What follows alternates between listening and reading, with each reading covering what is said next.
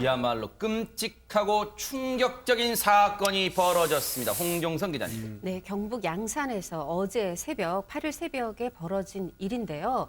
한 주민이 새벽 3시에 119에 신고를 했습니다.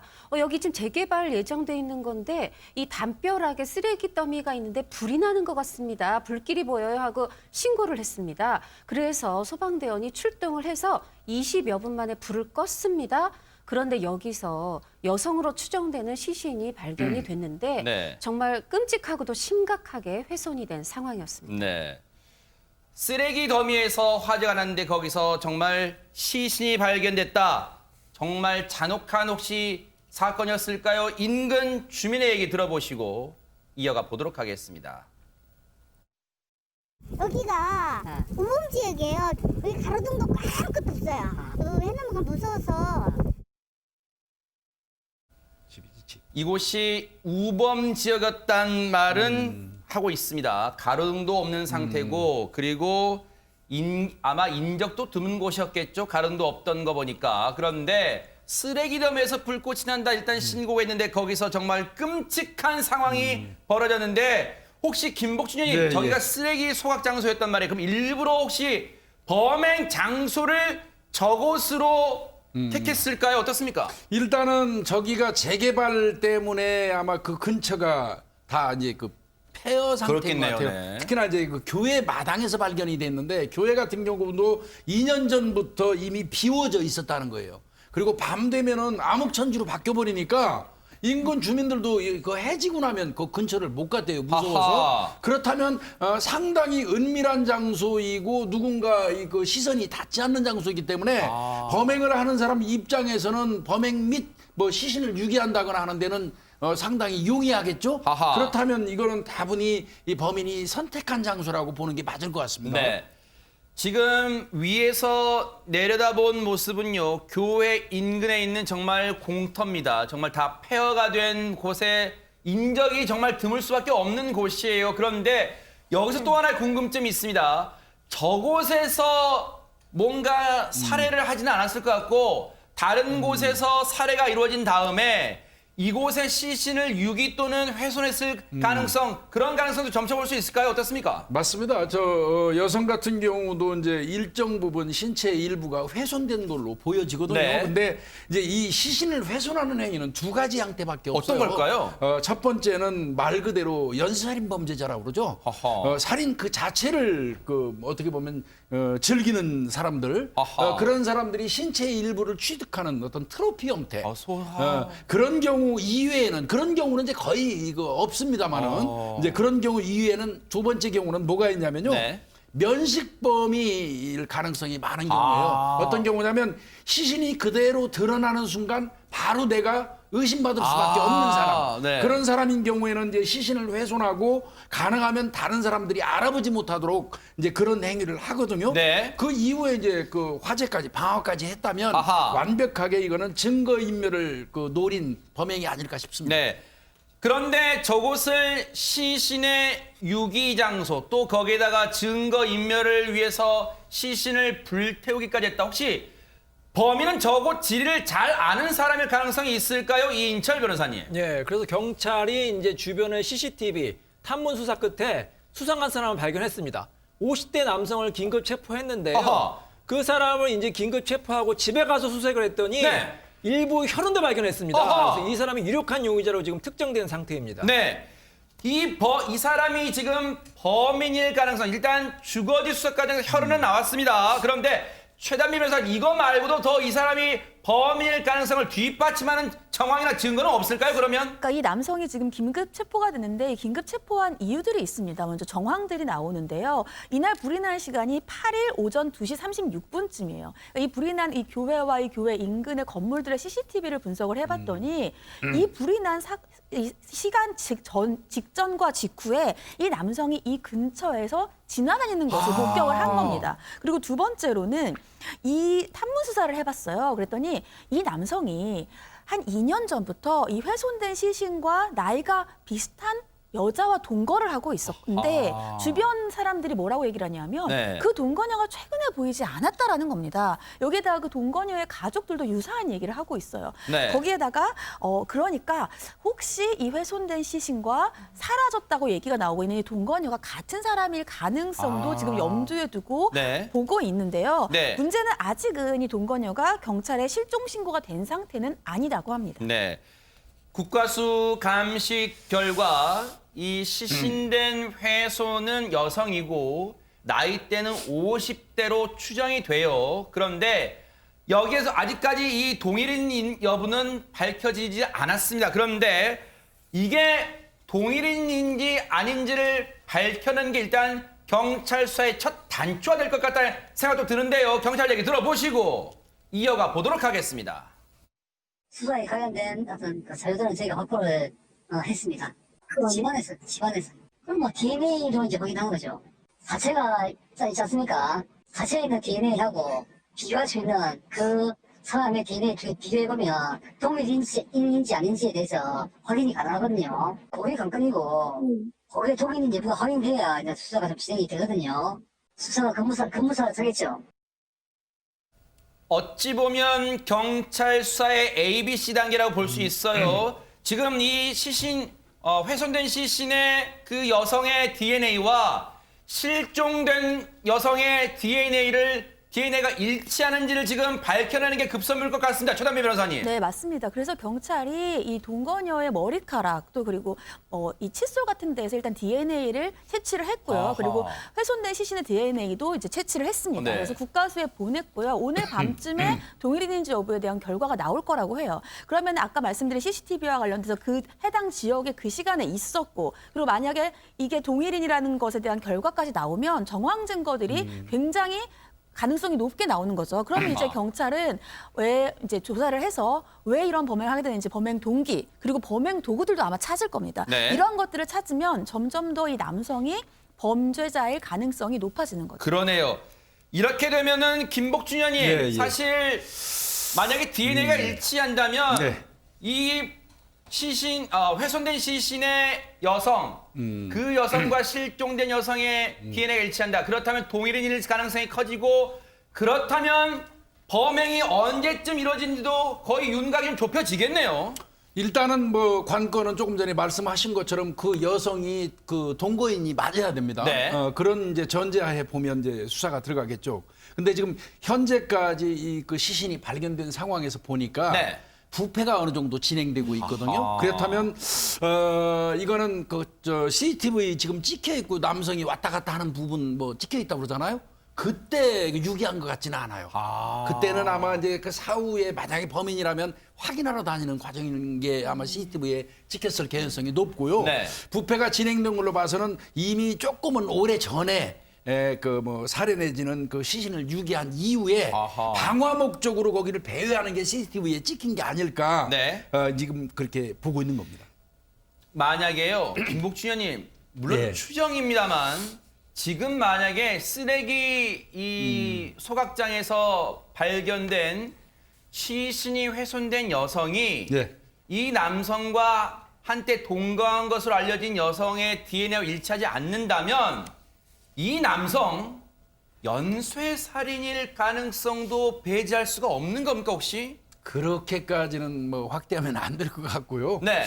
제가 판단한 건데 사실은 지금 어느 정도 맞는 걸로. 아, 그래요? 예. 정황상. 네. 예. 그렇게 지금 보여지고요. 네. 부패 진행된 거 아까 제가 말씀드린 것처럼 부패가 진행된 걸로 봐서는 상당 오래전에 범행은 이루어졌던 걸로 보이고요. 아하. CCTV에 저 사람이 포착된 거는 방화 목적으로 들락거리면서 찍힌 CCTV 같아요. 네. 그래서 CCTV를 가능하면 그 전 거, 네. 그다음에 그 인근을 확대해 가지고 네. 이제 아마 살펴보면 정확한 어떤 그 사망 시간은 추정할 수 있을 네. 것 같습니다. 주변 이웃분들은 그 동거 여성이 얼마 전부터 보이지 않는다고 진술했는데 그 얼마 전이라는 게 언젠지를 특정할 수 없는 네. 상황이다 보니까 일단 경찰이 이 부분은 면밀하게 들여다볼 것 같습니다. 그런데 지금 이 체포된 남성 이에 자신의 범행에 대해서 뭐라고 얘기를 하고 있을까요? 이인철 변호사님. 이 50대 남성은 자신의 범행 일체를 부인하고 있습니다. 아하. 본인은 현장에 가본 적도 없고 동거녀가 집을 나갔는데 자주 집을 나갔다 이렇게 이제 변명을 하고 있거든요.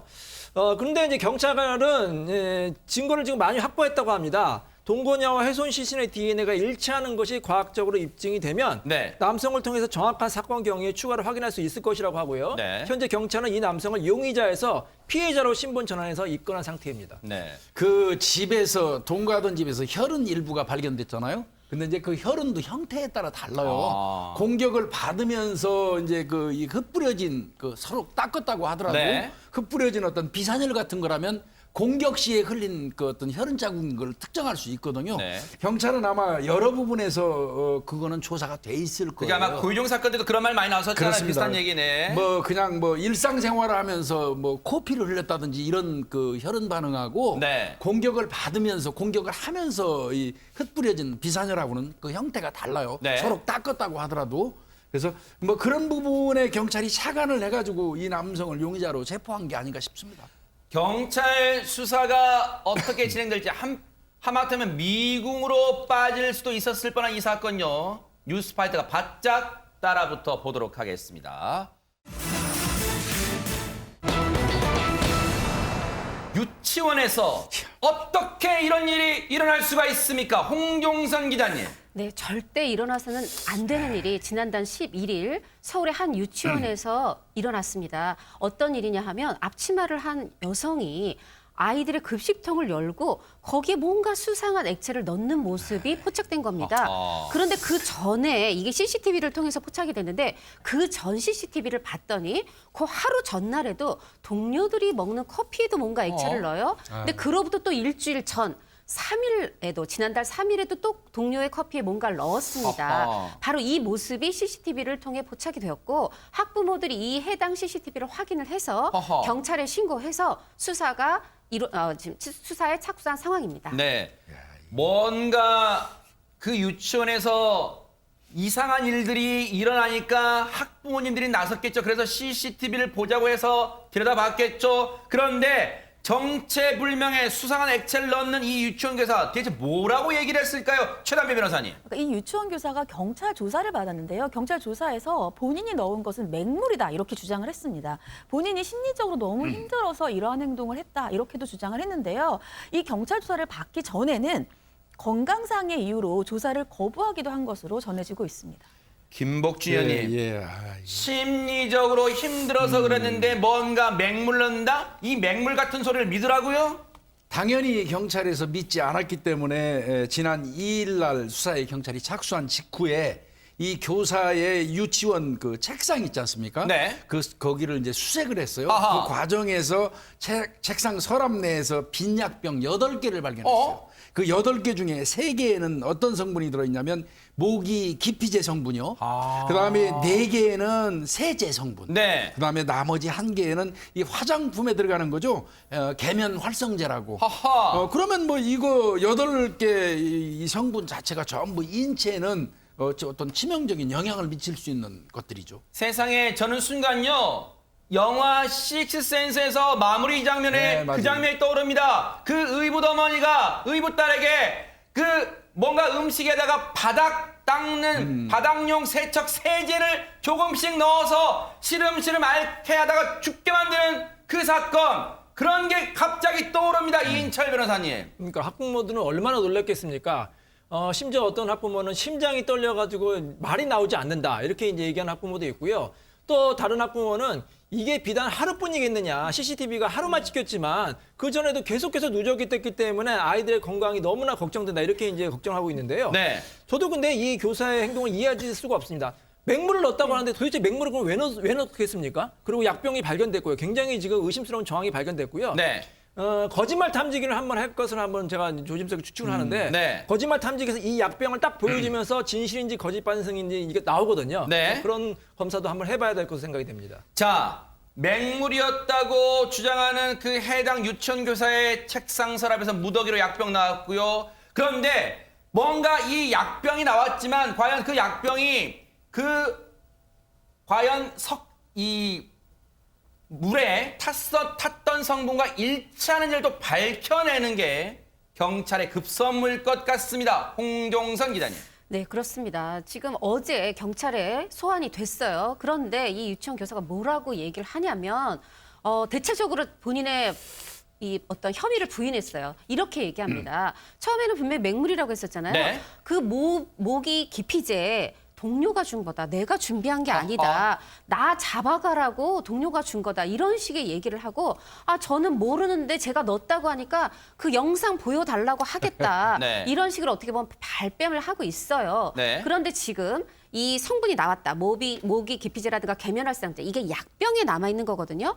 그런데 그것이 급식통에도 들어갔느냐. 이 부분에 대해서는 수사가 더 필요한 상황이고 그러니까요. 경찰이 그 인과관계를 꼭 밝혀냈으면 좋겠습니다. 이것은 국가수통에서 밝혀내야 될 거예요. 아마 이 급식통에도 뭔가 잔존물이 분명히 있을 거라고 추정이 됩니다. 그렇다면 그 약병의 성분과 급식통에 남아있을 것으로 보이는 그 성분 반드시 일치한지를 봐야 될 텐데 그런데요. 일단 그 국가수 감식 결과가 나오기 전에 일단 김복준 의원님 예. 해당 유치원 교사 진술이 차츰 무너지고 있습니다. 지금. 이거는 뭐 결국은 사실대로 자백할 거라고 저는 생각이 되는데요. 당장은 지금 그런 것 같습니다. 빈 약병만 발견됐지 그 빈 약병에 있는 그 이 약품을 내가 직접 넣은 게 나왔느냐 이 얘기예요. 누군가의 조언을 받는 걸로 좀 보여지기는 하는데요. 그 넣는 거, 이거 한다고 하더라도 넣는 그 장면이 나왔다고 하더라도 그 속에 들어있는 게 맹물이라고 자꾸 주장하잖아요. 그러네요, 지금. 그 속에 들어있는 게 그 모기 퇴치제라든지 계면활성제라는 증거 있냐 이 아하, 얘기예요. 네. 그런데 이제 그거는 아까 앵커께서 말씀하신 것처럼 급식이라든지 이런 데서 이제 그 뭐 정밀 감식에 의해서 일부 잔존물을 발견하게 된다면 그 부인한 내용은 나중에 더 크게 처벌하는데 요소로 작용할 수도 있어요. 네. 사실대로 말하는 게 본인이 그러니까요. 좋습니다. 바로 그런 점을 아마 경찰도 이 압박을 가할 것 같은데 근데 최단비 변호사님 학부모들은 또 이 유치원 측은 합리적인 의심으로 과연 이런 행동이 어제 오늘의 일이었을까라는 생각을 할 것 같습니다. 그러니까 지금 이 CCTV를 봐도 한 며칠간 이렇게 넣는 것 같은 행동을 파악을 했다는 거 아니에요. 그러니까 지금 학부모들은 이게 하루 이틀 일이겠느냐. 조금 더 지속적으로 됐을 것 같으니까 그런 것을 조사해달라 이런 얘기를 하고 있고요. 네. 지금 경찰이 유치원 교사를 아동복지법상 아동학대 혐의로 입건을 했는데 CCTV도 지금 이 유치원의 CCTV를 1년치를 파악을 해보겠다는 거예요. 그래서 추가 범행 여부를 파악 중에 있다라고 하고요. 현재 유치원 교사는 직위 해제된 상태인데 학부모들에게 만약에 나의 행동으로 인해서 아이들에게 건강에 해를 끼쳤다면 여기에 대해서는 책임지고 치료하겠다 이렇게 사과를 했다라고 합니다. 그 어떤 순간에도요. 손바닥으로 하늘을 가리는 행동은 결코 있어서는 안 될 것 같다 이런 생각해보고 지금이라도 진실을 밝히는 용기가 필요해 보입니다. 야 이제 이분들은요. 신동을 넘어서 이미 자신의 분야에서 정말 엄청난 진가를 드러내고 있는 분들입니다. 먼저 화면으로 만나보시고 이어가 보도록 하겠습니다.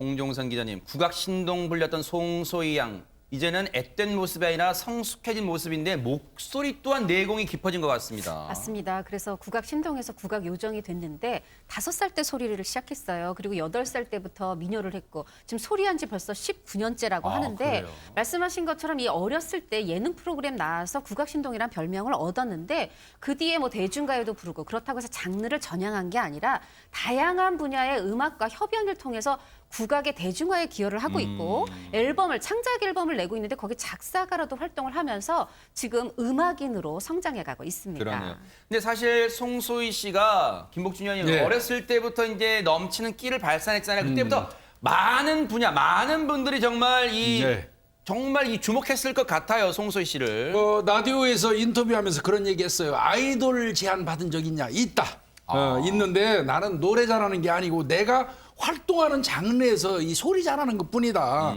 춤도 잘 못 추고 난 끼도 없으니까 아이돌이 안 맞는다. 네. 이제 이렇게 얘기했고요. 그러면 요번에 이제 트로트 경연대회 같은 거 네. 한번 나가보는 거 당연히 내가 봐도 권유했을 것 같아요. 그런데 예, 송소희 씨는 그런 얘기했어요. 내가 트로트 잘 부르는 것도 아니지만 나는 무엇보다도 국악에 대한 소신이 있다. 아하. 내 뭐 다른 영역은 난 침입하고 싶지 않다. 나는 내가 하는 지금 현재 음악이 좋다 이런 야, 얘기를 했는데 네. 이거 굉장히 중요한 얘기입니다. 네. 저도 그렇게 생각합니다. 아하. 자기 거 아닌 거 그 가서 주변에서 기웃대 가지고 네. 성공하는 사람 한 번도 못 봤어요. 네.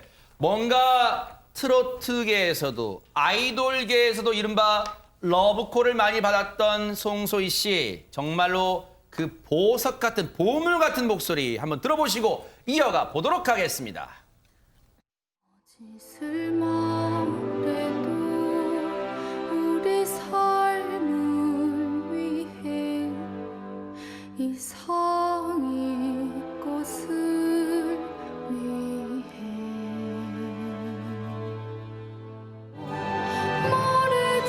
말해주세요 모든 게 잘 될 거라 언제나 나에 있을게요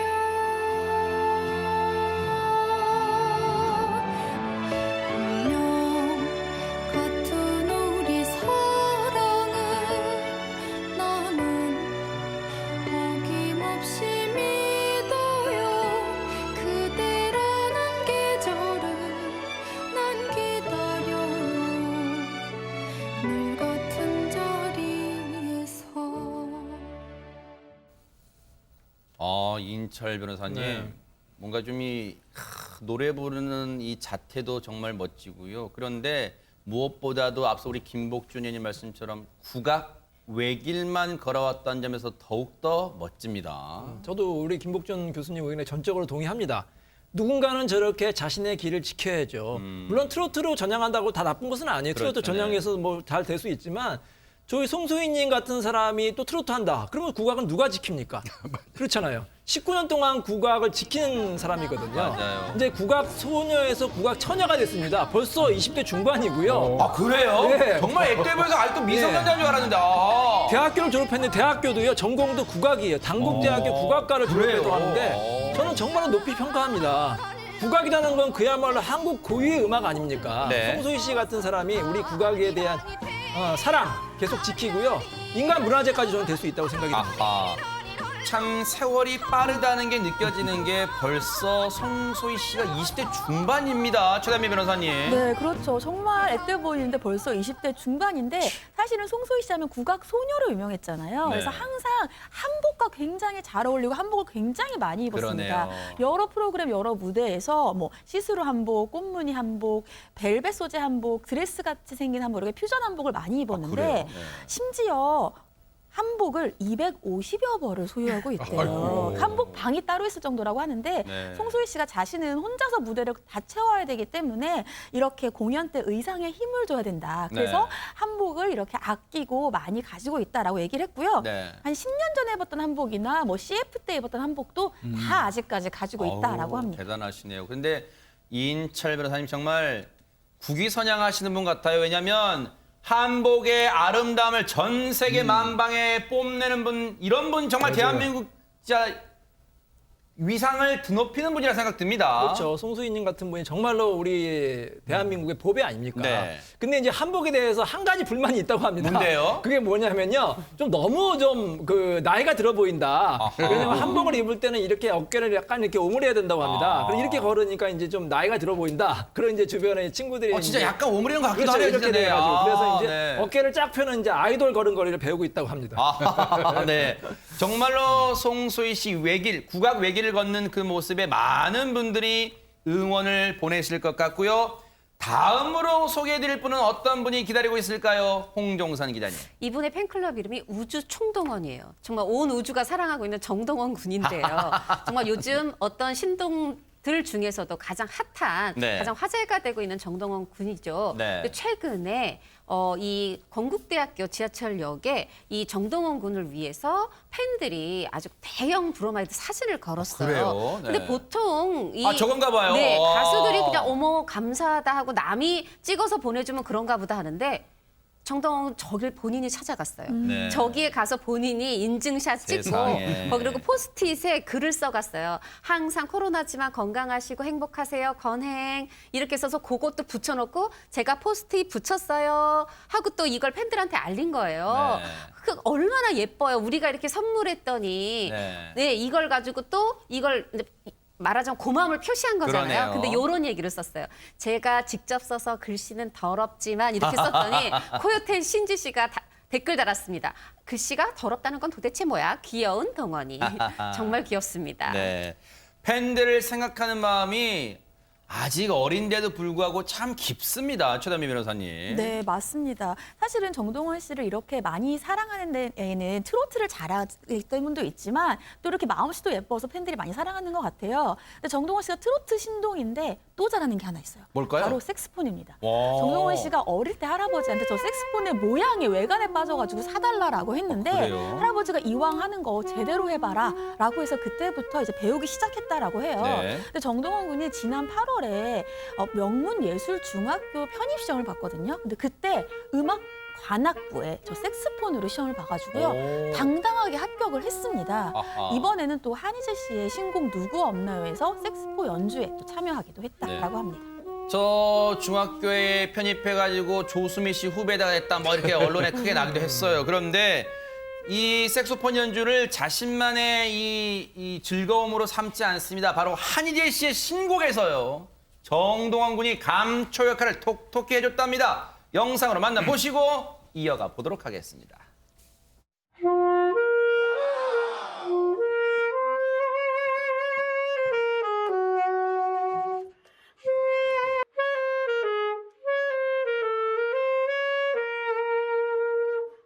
진짜 너무 잘해.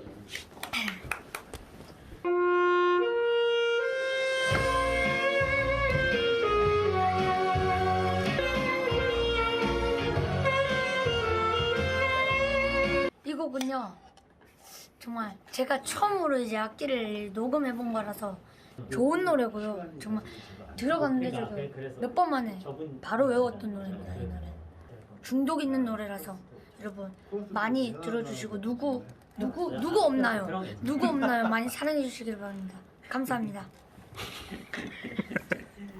홍종성 기자님, 이 세월이 흐른다는 게 동원군 얼굴에도 나타나는 게 이제 점점 의젓해지는 모습이 느껴집니다. 지금 초등학생이었는데 중학생이 된 거잖아요. 올해 1월에 고향에서 이제 입학했다가 일반 중학교다 보니까 아무래도 이제 전문적으로 음악을 배우고 싶어서 편입을 한 거고 저는 사실 굉장히 반가워요. 지금 인기 많으니까 뭐 공연 다닐 수도 있고 프로그램 많이 출연할 수 있는데 일단 공부부터 제대로 배워보겠다는 거고 꼭 트로트에 국한하지 않고 제대로 클래식 음악부터 뭐 어떤 동양의 음악, 여기 관악부에서 반드시 서양 음악만 연주하지 않아요. 국악도 연주를 하거든요. 그래요? 네. 이런 음악을 기초부터 배우겠다는 이런 자세가 너무 좋고 네. 사실 우리 이제 이 트로트 가수들 좋아하는 게 아이들 다 잘하고 그 빈 둥지에다 우리 트로트 가수 뭐 영웅 씨, 영탁 씨 이렇게 다 찬원 씨 넣는 거거든요.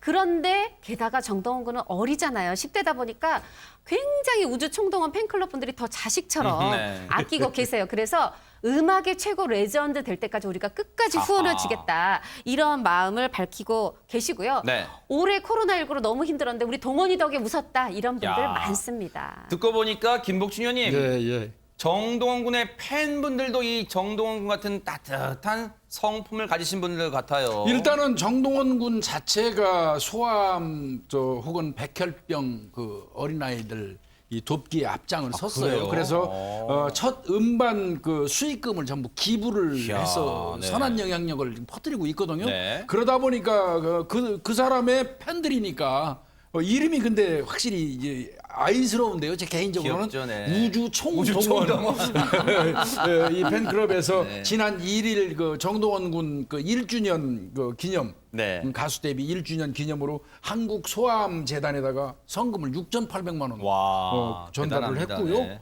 뭐 그 이후에도 좀 많이 했죠. 네. 그래서 뭐 가수하고 팬하고 같이 가는 것 같습니다. 그러니까요. 예. 정동원 군의 선한 영향력도 앞으로 계속되길 기원해 보도록 하겠습니다.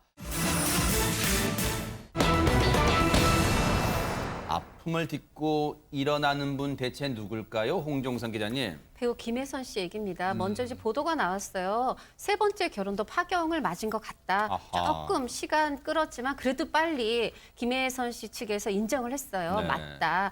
지금 우리가 이 세 번째 남편과 이 세 번째 결혼 사실 행복한 모습 봤던 게 2016년 5월이에요. 그러다 보니까 그걸로만 따지면은 4년 만에 이제 파경 소식을 알리게 된 건데 김혜선 씨가 이걸 인정하면서 밝혔습니다. 뭘 밝혔느냐? 사실은 3년 전부터 별거를 했었대요. 어떻게 보면 결혼하고 한 1년 만에 이제 별거를 아이고. 한 거고, 그러니까 그 이유는 또 많은 또 이혼 부부의 사유와 똑같습니다. 뭐 성격 차이인데 네. 그러다 보니까 근데 이렇게 얘기합니다. 사실 혼인 신고를 하지 않았대요. 그러다 보니까 이혼이라 부르기는 못하고 이혼도 아니고. 결별이다. 근데 이렇게 시간이 지나면 자연스러워질 것 같아서 밝히지 않고 있었다. 이렇게 얘기합니다. 사실 이인철 변호사님. 네. 요즘 사회에서는 이혼은 흠결은 아닙니다. 하지만 이제 많은 분들이 김혜선 씨를 사랑하고 응원했기에 안타까운 마음이 느껴지는 것 같아요. 그러니까 이제 세 번째 결혼이니까 이번 결혼은 정말 행복하게 잘 살아야지. 본인도 그렇게 결심한 것 같고 주변 사람들도 많이 응원을 했거든요. 그래서 이제 신혼집까지도 공개를 했고 남편이 사업을 하는데 남편 회사의 공동대표까지 등재가 됐어요. 그것은 남편을 그만큼 의지하고 믿는다는 하나의 징표가 될 수가 있거든요. 네. 그럼에도 불구하고 4년 만에 파경을 이뤘죠. 물론 이혼은 법적으로 이혼은 아니라 이거 사실혼은 해소라고 합니다. 혼인신고 안 했기 때문에.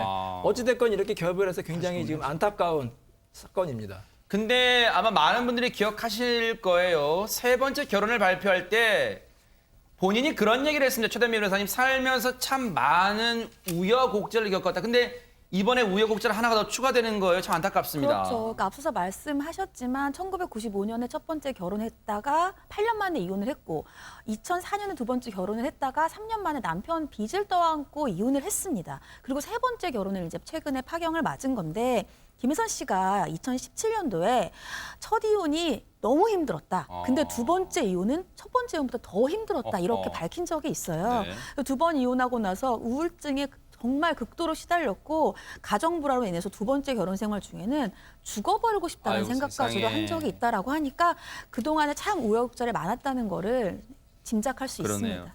김혜선 씨가요. 두 번째 이혼이 첫 번째 이혼보다 더 힘들었다고 밝힌 데는 그만한 이유가 있었답니다. 한번 들어보시고 이어가 보도록 하겠습니다. 제가 전 남편과 이혼을 하면서 아이를 제가 키우겠다고 그랬더니 아이를 못 주겠다. 근데 정말 저는 그 아이가 내 생명과도 같았는데 어떻게 아이를 줄 수가 없더라고요.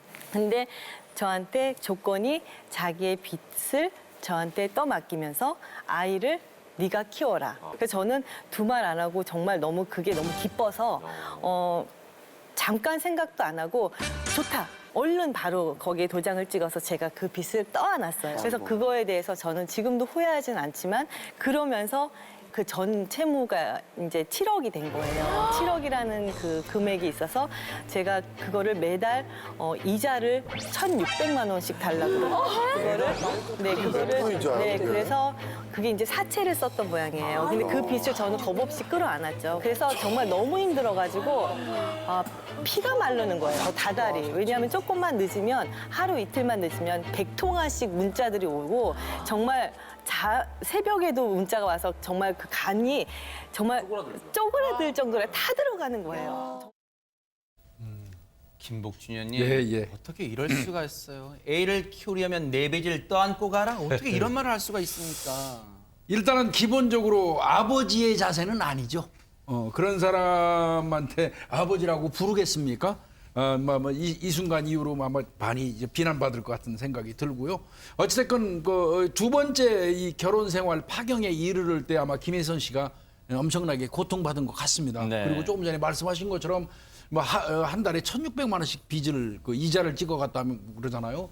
그리고 사채 쓰고 나면 어마어마하게 시달리는 거 저거 뭐 당해본 분들 아시죠? 네. 그런데 그 와중에 이제 아마 봉사단체에서 3번째 남편을 만나신 것 같아요.